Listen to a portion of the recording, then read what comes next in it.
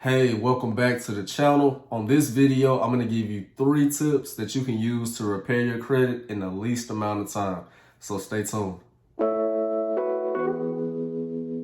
Da da da da. Da da da.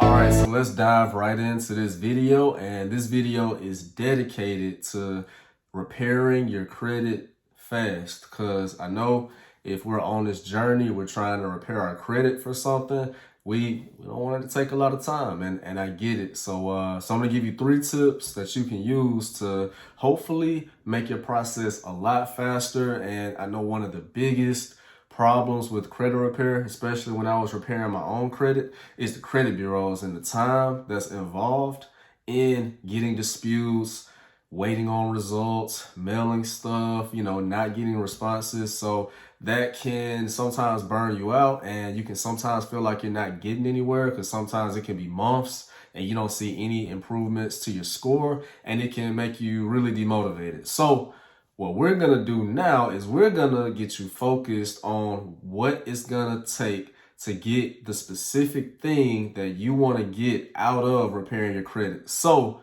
the first tip is going to be focus on what it is that you're repairing your credit for and the strategy that it's going to take to get there. So this is going to take a whole lot of pressure off yourself. When I do consultations with clients, a lot of times I'll say, well, hey, what's making you repair your credit? And if they don't have a specific goal, like I'm going to buy a house, I'm going to buy a car, I want to start a business, sometimes they can't see the finish line, and that can make the process feel like you're not getting anywhere because you don't really know where you're going. It will be like you having a GPS and you don't even have a destination. The GPS is like where you want to go. You're like, well, I don't know. So the main thing here is focus on what it is. If you're trying to buy a house, if you're trying to buy a car, if you're trying to start a business, what does it take to do that? And focus on that. If you're trying to buy a house, you need to consult with the mortgage lender and see, okay, what are the guidelines these days? Do I need to get to a 580 score, a 600 score, a 620 score? And focus on what it takes to get there. Of course, you want to have your score as high as possible if you're buying a house, because interest rates, you don't want to be, paying crazy amounts when you could have improved your situation a little bit more and got a better interest rate. And I like to think of this like, the Super Bowl that just happened. I'm a big Jalen Hurts fan, so I don't really like the way that it ended too much, but the specific goal at the end of the game for the team that won, the Chiefs, they wanted to get in field goal range. Like their goal was, all right, get in field goal range. We can win the game with a field goal. So they knew that, all right, we need to get to whatever the field goal kicker's range was. If it's the 30-yard line, if it's the 35-yard line, they had a goal to get to there because they knew that's what it takes to win. So if you know where you need to get to in terms of getting a house or getting a car, you can plan your strategy around that, and then you're only focused on what it takes to get there, taking a whole lot of pressure off of you of trying to get to an 800 or a 700 or a 750. Because all these scores, at the end of the day, they don't mean much if you're not getting the things that you want. So focus on the things you want. Focus on reverse engineering that back to see what you need to do to get to that particular approval, and then take the pressure off yourself. Give yourself some steps, a roadmap. That way you can get there a whole lot faster. So that's tip number 1. All right, so tip number 2 is going to be focus on getting the points. A credit score is made up of 550 available points that you can get. And sometimes we sit around and just focus on deleting items, sending stuff off, deleting items. That's only one aspect. That's only one strategy of credit repair.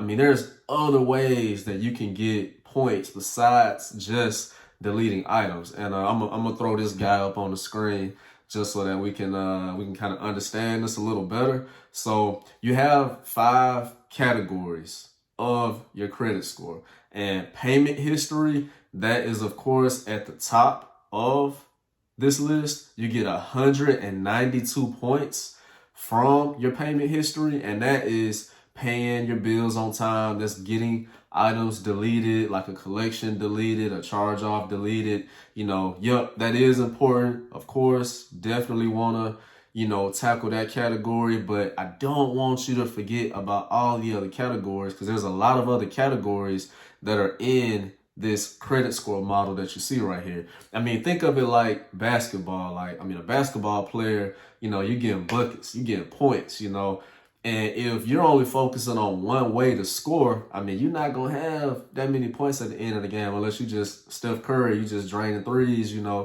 every time, you pull up, you just draining the three. I mean, you got to have other things going on. I mean, of course, you got, a three ball, but hey, you can do a short jump shot. You can get a free throw in there. You can cross it over. You can go to the hoop. You can do a layup. You can do a dunk. Like, think about it like that, because these other categories, that's going to be all the other ways that you can get points. I mean, the next biggest category is your credit card utilization. So you can get a lot of points in this category just from paying down your credit cards to, if you go under 10%, you can get the most points out of that. And then if you don't have credit cards, you can get points in this category by just getting credit cards. I mean, you can't lose sight of that, because that's another way you get a lot of points. The credit age category, you can try to see if you can talk a family member into putting you as an authorized user on one of their oldest credit cards. You can affect that category as far as your credit age, because that's 15% of your credit score. So that's about 82 points. So you definitely want to see if you can get points there. Or if maybe you don't have any credit, but you rent an apartment, you can report your apartment rent, and that will pretty much put the last 2 years of apartment rental history. Or if you don't have 2 years, however many years or months you have, you can add that time to your credit report. That helps the age of your credit category. And then the other categories, you got credit mix. Your credit mix is just you adding different account types. You have revolving and you have installment. Revolving being like a credit card, and installment being like a student loan or a car note or something like that you pay on monthly. You need to mix up the different account types and put different kinds on your credit report. If you can get 2 or 3 credit cards and then 2 or 3 installment type accounts, like a furniture account, a personal loan, something like that, that strengthens your credit report, and that's getting you another 10% of your credit score, which is another 55 points. So you want to get points out of that category too. And then the last category is going to be your inquiries. Like, you can get inquiries deleted, and that can help you in that category as well. Or you can just not apply for stuff and keep your inquiries low, unless you absolutely got to have something. If you can just have that discipline to not apply for things just because someone sends you a credit card offer in the mail, or just because you're checking out and you're at a clothing store and they ask you if you want a 15% discount if you get their credit card, their store card. You don't want to fall for that stuff, because that's putting an inquiry on your credit report. And you get 55 points, 10% of your score, by just staying away from that, keeping the inquiries low. If you can keep it around to 2 inquiries a year, you'll be in great shape, So definitely don't lose sight of all the other categories. I mean, we focus so much on disputing that we forget all these other ways we can get points. So at the end of the day, it's just a points game. It's just maximizing each category game. So you definitely want to get your buckets, definitely do everything you can to get points in each one of these categories, because what that's going to do is, even on those months where things are going slow, you've sent your dispute letters off, but it's taking a while to come back, if you've added a credit card or paid a credit card down, gotten a few inquiries deleted, added a few accounts to your credit report, you're still getting points while you're waiting on the disputes to come back. So do that. That's going to help you go faster, because if you're getting more points, you're making progress, you're building confidence, you're building momentum, and you're getting things done in the least amount of time. So that is tip number 2. Focus on getting the points in every way you can. All right, and tip number 3 is gonna be playing defense with your credit every day. Play defense with your credit every day. And I feel like I'm using a lot of sports examples on this. So hopefully I got a lot of sports fans watching this, male and female. So if not, come back next week. I'll have a different video, and I probably won't be talking about sports as much. But what that means is you want to keep everything in front of you. You want to make sure that you're not getting surprised by anything. What does this look like? This means whenever you get home and you check your mail, like, don't just check it all willy-nilly. Make sure there's nothing in there that might be a potential collection. A lot of times collection accounts, they kind of sneak up on you, but the collection companies usually send a letter out saying something like, hey, we have this debt in our office. Unless you dispute this within 30 days, we're going to assume that it's valid. And then at that point, they're going to report it to the credit bureaus. If you don't open that, then you're basically giving up your right to even dispute that on the front end to keep it from even getting on your credit report. And, why is this talking about, how is this going to help you go faster? It's going to help you go faster because if you're making momentum, you're building your score up, and then out of nowhere, you have this collection account pop up on your report, maybe drop your credit 20, 30, 40, 50 points. That's going to slow you down. But if you stay ahead of this, you're opening your mail, you're making sure there's nothing in there that might potentially pop up on your credit report, you're helping yourself continue to go fast and continue to make progress and not get knocked back and slowed down by something like that.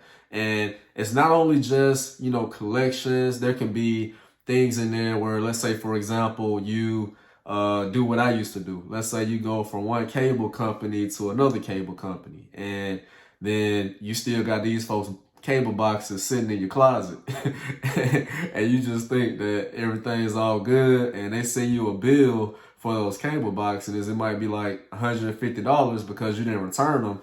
If you don't return these people's stuff back, they're going to add that to your credit report. And if you don't open your mail, that's another thing that snuck by you. That's why you got to play defense every day with your credit, especially when you're working towards something, because you don't want to be, let's say you're in the middle of closing on your home and the lender has to pull your credit again after that initial time when they first pre-approve you. So you don't want a collection to pop up and then it drops your score to the point to where you can't get your house anymore.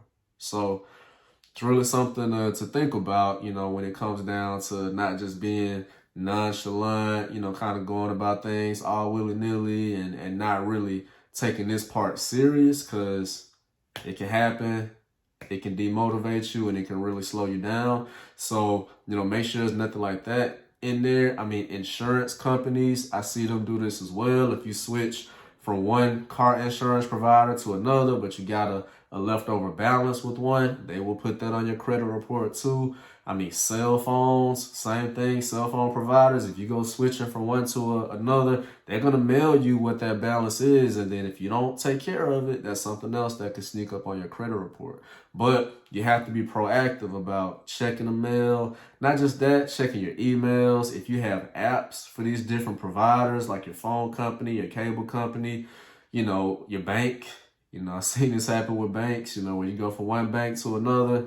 Maybe the account was overdrawn, you didn't pay it. Like, all these things can wind up on your credit report. So you got to play defense. You got to make sure there's nothing that's sneaking up on you that you can take care of on the front end, so you won't have to take care of it on the back end through trying to dispute it through, yourself or using a credit repair company. If you can tackle it on the front end, it's a whole lot easier and a whole lot smoother, and you can keep yourself going a whole lot faster. So that's my 3 tips. The first tip is definitely focus on what it is that you're specifically trying to do, and then get your strategy honed in on that. That way you got specific steps to help you reach that.